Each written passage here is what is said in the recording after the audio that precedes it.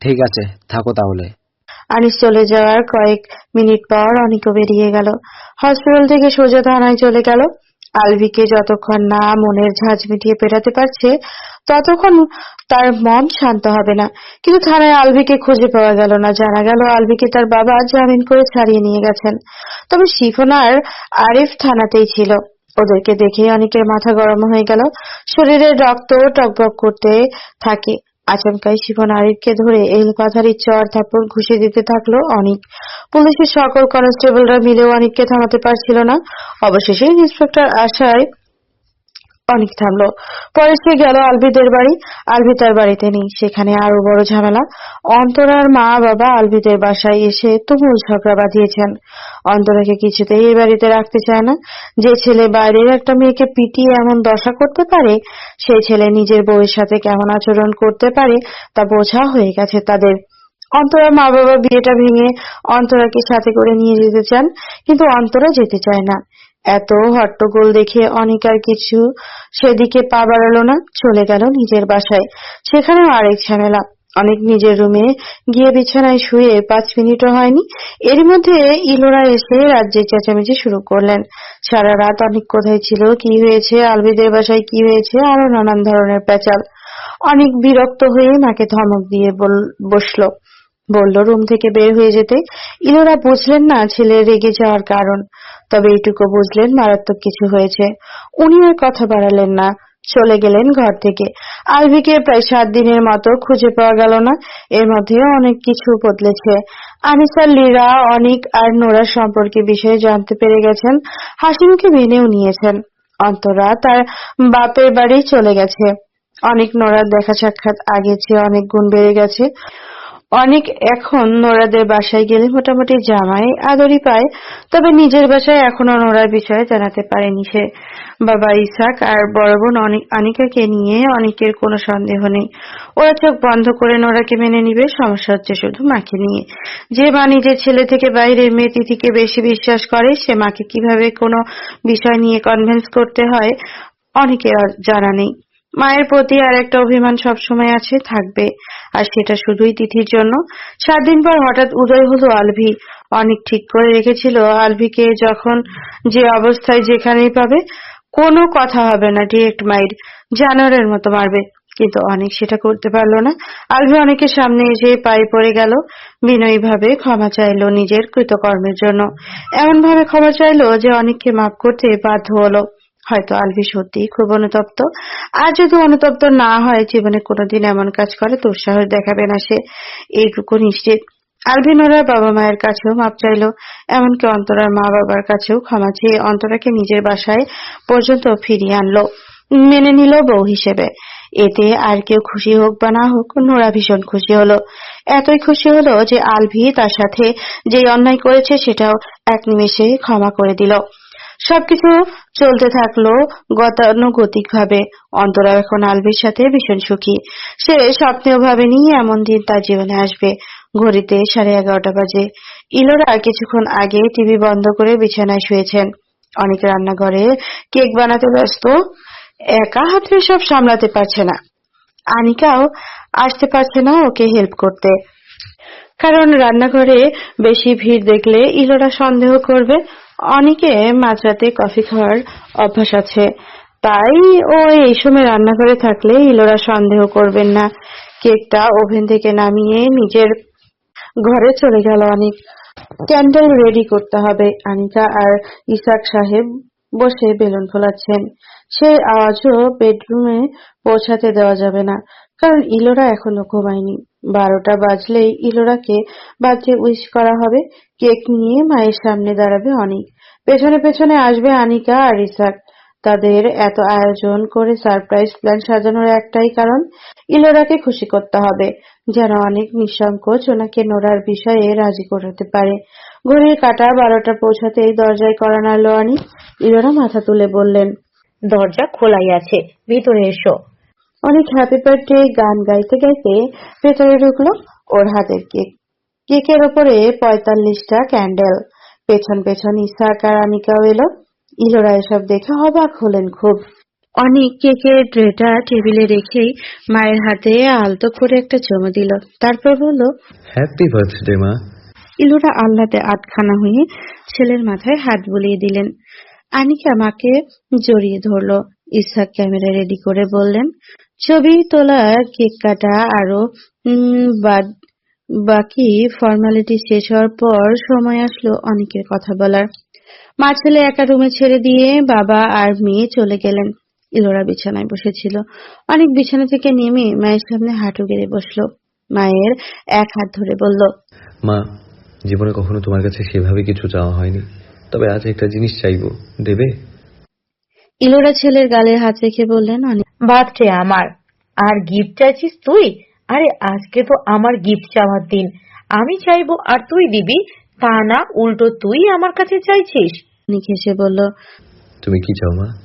একবার শুধু আদেশ করো, এক চুটকিতে তোমার সামনে হাজির করব। তারপর অনেক আবার নরম স্বরে বলল, যদি সাধ্যের মধ্যে থাকে আর কি। ইলোরা খুশি হয়ে বললেন, তুই যে কথাটা বলছিস এইটাই অনেক। তোর সাধ্যের বাইরে আমার কখনো তোর কাছে কিছু চাওয়া নেই বাবা। এখন বল তুই কি চাস, আমিও দেওয়ার চেষ্টা করব যদি সাধ্যের মধ্যে থাকে। আচ্ছা মা, তুমি আগে বলো, বার্থডে যেহেতু আমার, তাই তোমারটাই আগে শুনি। ঠিক আছে, তাহলে শোন, আমি চাই ঘরে একটা বউ আসুক। ইলোরার কথা শুনে অনেকের মুখ আমাবস্যায় নেমে এলো। মা এখনো তিথির কথাই বলবে, এটা নিশ্চিত। ইলোরা ছেলের এক কান ধরে বললেন, আমার গাধাটা এবার সংসারী হবে, এটাই আমার চাওয়া। বলেই হাসলেন। অনেক অপ্রস্তুত ভঙ্গিতে সেই হাসিতে তাল মিলালো। তারপর ইলোরা দুই হাত ধরে বলল, আমার তোমাকে কিছু বলার আছে মা। ইলোরা হাত ছাড়িয়ে হাসি মুখে বললেন, আরে থাম, আমার কথা এখনো শেষ হয়নি, আগে শেষ করতে দে। অনেক হ্যাঁ না কিছুই বলল না। ইলোরা বললেন, এই প্রথম তোর কাছে বার্থডে গিফট চাইছি, তাই যা চাইছি তোকে কিন্তু দিতে হবে, না করলে চলবে না। তুই আমাকে আমার তিথিমা এনে দে, তো ওকে আমি ঘরে তুলতে চাই। মেয়েটাকে ছাড়া আমার এক মুহূর্ত চলে না রে। ও আমার কাছে আমার দ্বিতীয় আনিকা, আমার দ্বিতীয় মেয়ে। দেখ, মেয়েটা তোকে অনেক ভালোবাসে, কত বছর ধরে তোর জন্য অপেক্ষা করে আছে বলতো। সারাক্ষণ এই বাসায় এসে পড়ে থাকে, আমাকে নিজের মায়ের থেকেও বেশি ভালোবাসে। আমি যখন যা বলি তাই করে। এত লক্ষ্মী মেয়েটা, আমার কোনো কথা কখনো ফেলে না। এই যুগে এমন মেয়ে পাওয়া কি চারটিখানি কথা? ওর মতো পুত্রবধূ পেলে জীবনে আর কি লাগে। তুই আমার এই অনুরোধটা রাখ বাবা, তিথিকে বিয়ে কর, এরপর তুই যা চাইবি আমি তোকে তাই দিব, পাক্কা প্রমিস। আমি নোরাকে বিয়ে করার জন্য তোমার অনুমতি চাই মা। ইলোরা ছেলের কথায় বড়সড় একটা ধাক্কার মতো খেলেন। ওনার দৃষ্টি নিমেষেই প্রসারিত হয়ে এলো। অনেক বলল, মা, আমার দৃঢ় বিশ্বাস কি জানো, নোরা তিথির থেকে কয়েক গুণ ভালো, তোমাকে মায়ের মতোই ভালোবাসবে। তুমি যা বলবে তাই করবে, তোমার কোনো কথা কখনো ফেলবে না। অল্প কয়েকদিনেই তোমার মন জিতে নেবে। ওকে পেয়ে হয়তো তুমি তিথিকেও ভুলে যাবে। এই যুগে ওর মতো মেয়ে পাওয়াও চারটেখানির কথা নয়। ওর মতো বউ পেলে জীবনে আর কিচ্ছু লাগে না। আর ও আমাকেও অনেক ভালোবাসে। আমি হরফ করে বলতে পারি তিথির থেকেও বেশি ভালোবাসে নোরা আমাকে। মা, জীবনে কোনোদিনও এভাবে তোমার কাছে কিচ্ছু চাইনি। তুমি প্লিজ না করো না। আমি আমি আমি তোমার পায়ে ধরছি, অনুমতি দিয়ে দাও মা। এরপর তুমি যা চাইবে, যেভাবে চাইবে সবকিছু সেভাবেই হবে। শুধু আমাকে নোরাকে বিয়ে করার পারমিশনটা দাও প্লিজ। অনেক মায়ের সামনে হাত জোর করে করুণ দৃষ্টিতে তাকিয়ে আছে। ইলোরা কিছুক্ষণ থম মেরে বসে থেকে ক্ষীণ গলায় বললেন, অনি, তুই জানিস তিথিকে ছাড়া আমি চলতে পারি না। ওকে কিন্তু আমি ছেলের বইয়ের আসনে বসাতে চাইনি, নিজের মেয়ের আসনে বসাতে চেয়েছি। তুই মায়ের থেকে মেয়েকে আলাদা করবি? মা, নোরা আমার সম্বল। জীবনের এমন কোনো মুহূর্ত নেই যেই মুহূর্তে আমি ওকে মিস করি না। 4 বছর ধরে তোমার ছেলে ওই একটা মেয়ের জন্য অপেক্ষা করছে মা। আর 6টা মাস যাবত ওকে আমি নিজের করে পেয়েছি। কি করে হারিয়ে যেতে দেই বলো? ওকে হারাতে গেলে তো আমি নিজেকেই হারিয়ে ফেলবো। নিজের অস্তিত্বকে টিকিয়ে রাখার জন্য হলেও আমার নোরাকে চাই, না হলে যে বেঁচে থাকাও আমার জন্য মুশকিল হয়ে যাবে। আমি কিছুই করতে পারবো না মা। বেঁচে থাকার জন্য আমার নোরাকেই দরকার, বড্ড দরকার। ওকে আমার লাগবেই। তুমি যদি তোমার ছেলেকে সুখী দেখতে চাও, তাহলে নোরাকে তোমার মেনে নিতেই হবে। আর বাকি রইল তিথি। তোমার যদি তিথিকে এতই পছন্দ হয় তাহলে দত্তক নাও। ভ্রু কুচকালে নীলরা। অনেক পরিষ্কার করে বলল, মানে সন্তান দত্তক নেওয়া যায় না? তুমি ওকে সন্তান হিসেবে দত্তক নাও, তাহলে ও তোমার নিজের মেয়ে হবে। ওকে পুত্রবধূ বানাতে হবে না, তোমার সব ইচ্ছে পূরণ হবে। তুমি তো ওকে মেয়ের আসনে বসাতে চেয়েছিলে, তাই না? তুই কি ফাজলামো করছিস আমার সাথে? ফাজলামো কেন করবো মা? তুমি যদি বলো আমি আজকে ব্যবস্থা করতে পারি। তিথি আমার ছোট বোনের মতো এ বাসায় থাকবে। নীলরা হতবুদ্ধির মতো তাকিয়ে রইলেন। অনেক সঙ্গে সঙ্গে উঠে দাঁড়ালো। দরজার কাছে যেতে যেতে বলল, আমি যেটা বলছি সেটা কিন্তু ভেবে দেখো মা, তোমার ভালোর কথা ভেবেই বলছি। ইলোরা রাগে গজগজ করছেন। আর যাই হোক, তিথির জায়গায় অন্য কাউকে উনি কোনোদিন মানবেন না। সেই 7 বছর আগে থেকেই তিথিকে ছেলের বউ করার স্বপ্ন দেখে আসছেন উনি। সেই স্বপ্ন এত সহজে ভেঙে গুড়িয়ে যাবে তা হবে না। অনেক নোরাদের বাসায় কলিং বেল একবার চাপতে দরজা খুলে গেল। হয়তো দরজার সামনেই কেউ আগে থেকেই হাত বাড়ানো ছিল। নীরা অনেককে দেখে প্রথমেই একটা হাসি দিলেন। অনেক হাসি দিয়ে বলল, আসসালামু আলাইকুম আন্টি। অনেক ঘরে ঢুকতে আশেপাশে তাকিয়ে বলল, আঙ্কেল বাসায় আছেন? স্বস্তির নিঃশ্বাস ফেলল অনেক। এখন সরাসরি নোরার ঘরে ঢুকে পড়া যাবে, কিন্তু আনিস বাসায় থাকলে এটা করা যায় না। প্রথমে আনিসের কাছে গিয়ে হাজিরা দিতে হয়। তারপর আনিস প্রায় আধা ঘন্টার মতো বকবক করেন। অনেকের কান হয় ঝালাপালা। তারপরেও নোরাকে রাখেন। নোরা বাবার সামনে বসে অনেকের সাথে কিছুক্ষণ কথা বলে। একটা সময় আনিস ওদের ড্রয়িং রুমে একা রেখে চলে যান। তখন ভালো মতো নোরার সাথে কথা বলা যায়, এই হলো নিয়ম। কিন্তু এখন আনিস নেই, তাই অনেক আর কোনো দিকে তাকালো না, সরাসরি চলে গেল নোরার বেডরুমে। নোরা বিছানায় পিঠে গিয়ে বইয়ে মুখ গুজে রেখেছে। অনেক ঠিক বুঝতে পারলো না মেয়েটা পড়ছে না ঘুমাচ্ছে। যদিও ঘুমিয়ে থাকে তাহলে ভালো, ঘুম পরীকে ইচ্ছে মতো দেখবে। আর যদি না ঘুমায় তাহলেও ভালো, অনেক ওর কানের কাছে গিয়ে হালকা শব্দ করবে। নোরা ভয় পেয়ে লাফিয়ে উঠবে আর অনেকের গলা জড়িয়ে ধরবে। অনেক মুখে শয়তানি হাসি নিয়ে নোরার দিকে এগিয়ে গেল। কোন রকম শব্দ করলো না, খুব সাবধানে নোরার কাছে গিয়ে বোঝার চেষ্টা করছে নোরা পড়ছে না ঘুমাচ্ছে। হঠাৎ নোরার মুখ থেকে বই সরিয়ে বলল, দেখছো এভাবে? অনেক হকচকিয়ে গেল। গলা খাকারি দিয়ে বিছানায় বসতে বসতে পড়ল, তুমি বুঝলে কিভাবে? কলিং বেলের আওয়াজ শুনেই বুঝেছি তুমি এসেছো। কলিং বেলের আওয়াজ শুনে কিভাবে বুঝলে? এত ভদ্রভাবে শুধু একজনই কলিং বেল বাজায়, সে হলেন আপনি। প্রথমে টিং, তারপর টং, একটু অপেক্ষা করে আবার টিং টিং টিং টিং টিং, একটু অপেক্ষা করে আবার টিং টং। এইভাবে থেমে থেমে টিং টং হলো আপনার কলিং বেলের বাজানোর স্টাইল। বাহ, এত কিছু অবজার্ভ করো। এতে অবজারভেশনের কিছু নেই। আমাদের বাসায় যে কেউ আসলে টিং টং বাজতেই থাকে যতক্ষণ দরজা না খোলা হয়। বাবা তো পারলে কলিং বেলের সুইচ টিপেই ধরে রাখেন।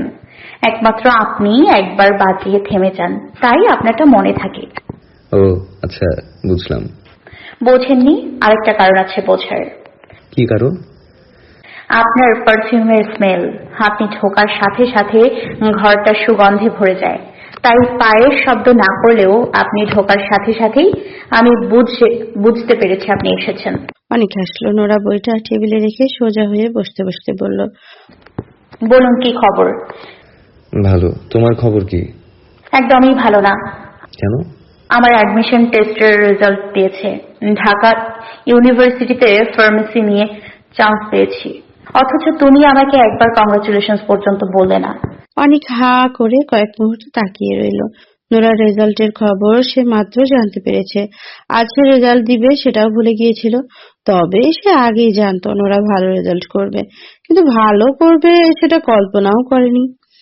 অনেক ধীরে ধীরে বলল, নোরা, আই সোয়ার তোমাকে কোলে নিয়ে পুরো শহর ঘুরে বেড়াতে ইচ্ছে করছে। এই বলে অনেক কাছে আসতে নিলেই নোরা আতঙ্ক নিয়ে বলল, ধুর, কেউ চলে আসলে। এই আসুক, কি আর হবে, বড় জোর দেখবে। একদম না, আমার থেকে দূরে থাকো। ঠিক আচ্ছা বাবা, আচ্ছা, অন্তত একটা কিস তো দিতে পারি। আছে, কিন্তু গালে। অনেক গালে কিস দিতে লাগলো, থামলো না, দিতেই থাকলো।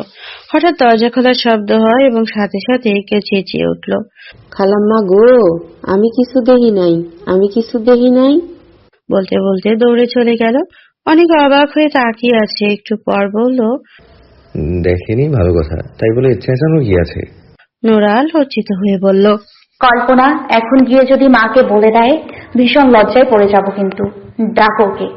আমি ডাকবো? তো কি হয়েছে, ডাকলে? অনেক ডাকলো। এই কল্পনা, এদিকে এসো। কল্পনা দরজায় ফাঁক দিয়ে এসে পড়ল।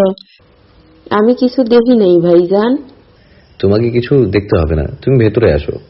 কল্পনা দাঁড়িয়ে আছে, ভেতরে আসতেও লজ্জা লাগছে। নোরা বলল। কল্পনা ভেতরে আয়। আচ্ছা কল্পনা ভেতরে ঢুকতে ঢুকতে বলল, নোরা। আফা, কসম আল্লাহর, আমি উকি দিতে আই নাই। ভাইজান চা খাইব কিনা হাইডা জিগাইতে আইছিলাম। নোরা বলল। বুঝেছি, তুই যে কিছু দেখিসনি এটা যেন মা জানতে না পারে আবার। কল্পনা জিভ কেটে ঝড়ের বেগে মাথা নাড়ল, মানে জানাবে না। নোরা হাসতে হাসতে বলল, ঠিক আছে এবার যা, আর ভাইজান চা খাবেন, 2 কাপ চা নিয়ে আয়। আচ্ছা। কল্পনা বেরিয়ে গেল। অনেক বলল, মেয়েটাকে দেখলে কেন জানি আমার অন্তরের কথা মনে পড়ে। কেন? ওদের দুজনের চেহারার কোথাও যেন একটা মিল আছে। সমস্যা হলো কল্পনা কালো আর অন্তরা ফর্সা, না হলে দুজনকে দু বোনের মতোই লাগতো। নোরা হেসে বলল, ও শোনো, কাল রাতে অন্তরাকে ফোন করেছিল, ওরা হানিমুনে যাচ্ছে। তাই নাকি? কোথায়? জায়গা এখনো সিলেক্ট হয়নি, বিদেশ যাবে মনে হয়। নোরা অনেকের শার্টের কলার ধরে কাছে এনে বলল, আমার এসব দেখে কষ্ট হয় জানো। কষ্ট হয় কেন? বাড়ি আমার বেস্ট ফ্রেন্ড বিয়ে করে হানিমুনে চলে যাচ্ছে, অথচ আমি এখনো আনম্যারিড। কষ্ট হবে না? অনেক বলল। কলারটা ছাড়ো, না হলে কল্পনা এসে দেখলে আবার একটা চিৎকার দিবে। নোরা লজ্জা পেয়ে কলার ছেড়ে দিল। অনেক কলার ঠিক করে বলল, আমার কষ্টের কথা তুমি কি বুঝবে? অন্তরা না হয় তোমার বেস্ট ফ্রেন্ড, কিন্তু আলবি আমার এলাকার ছোট ভাই। আমার 2 বছরের ছোট হয়ে সারা বিয়ে করে বউ নিয়ে হানিমুনে চলে যাচ্ছে, আর আমি শুধু দেখছি। কার বেশি কষ্ট, তোমার না আমার? তুমি তো নিজের দোষেই কষ্ট পাচ্ছ। আমার ফ্যামিলি থেকে তো বিয়ের জন্য কোনো প্রবলেম নেই, প্রবলেম তোমার ফ্যামিলির। তুমি আমার মাকে ম্যানেজ করতে পারছো না। বাই দ্য ওয়ে, কাল না আন্টির বার্থডে ছিল, তুমি বলেছিলে ওনার বার্থডের দিন আমাদের কথা ওনাকে বলবে, বলছো? নোরার চোখ দুটো চিকচিক করছে। অনেক চুপ হয়ে গেল। মাকে যে রাজি করানো যায়নি এটা নোরাকে কিভাবে বলবে সে? সন্ধ্যায় অনেক বাসায় ফিরে জানতে পারলো ইলোরা নোরাকে মেনে নিয়েছেন। ইসাক আর আনিকা বিষয়টা অনেককে সারপ্রাইজ দিবে বলে ড্রয়িং রুমে বসেছিল। অনেক বাসায় ঢুকতেই দুজনে হাসি মুখ করে খুশির খবরটা জানিয়েছেন।